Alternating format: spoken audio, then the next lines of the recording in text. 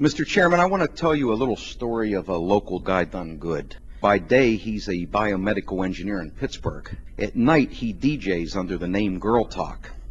His shtick, as the Chicago Tribune wrote about him, is, quote, based on the notion that some sampling of copyrighted material, especially when manipulated and recontextualized into a new art form, is legit and deserves to be heard. In one example, Mr. Chairman, he blended Elton John, Notorious B.I.G., and Destiny's Child all in the span of 30 seconds.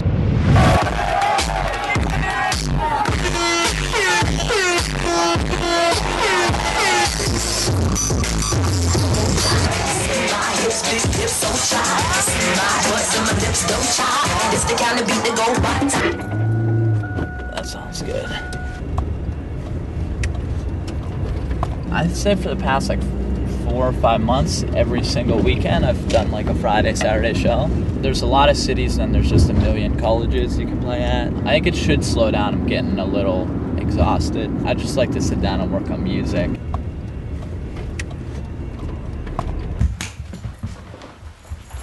This is my spot.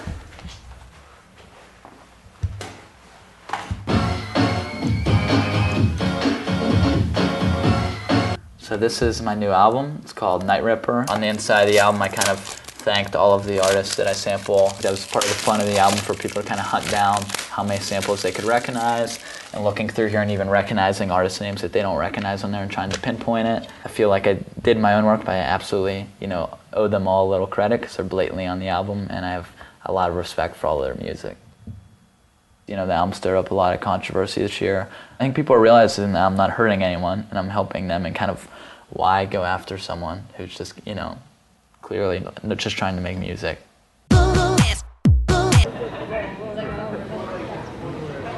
Yeah, at least you get a little dose of Pittsburgh culture in here. Everyone is bombarded with media enough that I think we've almost been forced to kind of take it upon ourselves and use it as an art form. It's like anything, if people were passing out paints on the street for free every day, I'm sure there'd be a lot more painters out there right now, you know what I mean? That's exactly what's happening right now with kind of remix culture on the internet. And, I don't know, I think the current laws are in a lot of ways just inhibiting, the flow of culture and music.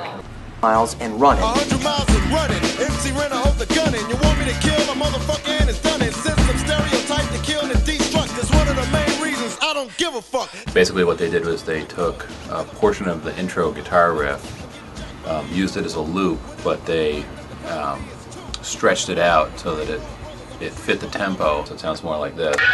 Right. So now if you listen,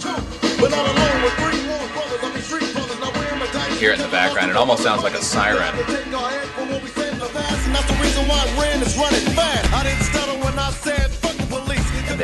And they use that in and out throughout the song.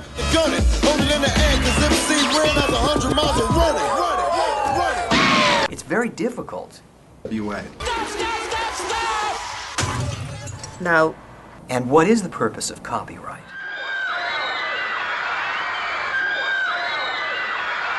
Three coming to. Three coming to. I'm Siva Vaidyanathan. I'm an associate professor in the Department of Culture and Communication at New York University. The best example of the ways in which copyright law undermines everybody's interest is the Grey album, which was produced by a DJ known as DJ Danger Mouse. Danger Mouse was inspired by Jay-Z's Black Album and the Beatles' White Album, and so he took the vocal track from Jay-Z and samples of the musical bed from the White Album and mixed them together in a brilliant way.